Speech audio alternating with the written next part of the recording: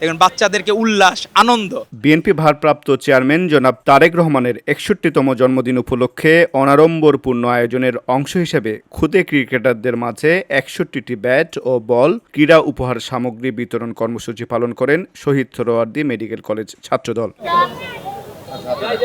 আজ 21 নভেম্বর বেলা 1টায় শ্যামলী ক্লাব মাঠে অনুষ্ঠিত ক্রীড়া উপহার সামগ্রী বিতরণ কর্মসূচি অনুষ্ঠানে প্রধান অতিথি হিসেবে উপস্থিত ছিলেন ডক্টর তহিদুর রহমান আউয়াল।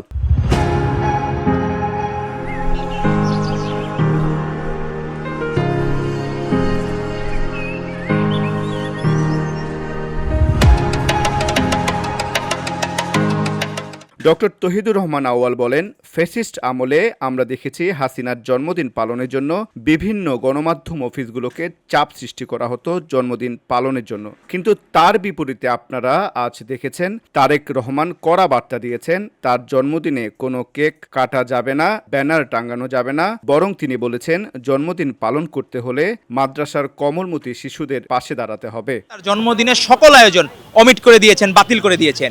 উনি বলেছেন আমার দেশের মানুষ যেখানে না খেয়ে আছে সেখানে জন্মদিন পালন করা এটা একটা হচ্ছে বিলাসিতা। এ সময় তিনি আরো বলেন, আমরা পাকিস্তানপন্থী নই, ভারতপন্থী নই, আমরা বাংলাদেশপন্থী। তারেক রহমানের সুরে তিনিও বলেন সবার আগে বাংলাদেশ।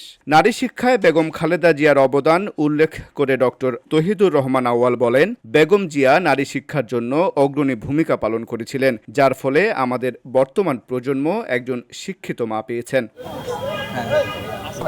এ সময় অনুষ্ঠানের সভাপতি হিসেবে উপস্থিত ছিলেন ডক্টর শেখ তাহিদুল ইসলাম সৈকত, প্রতিষ্ঠাতা সভাপতি শহীদ সোহরাওয়ার্দী মেডিকেল কলেজ ছাত্রদল।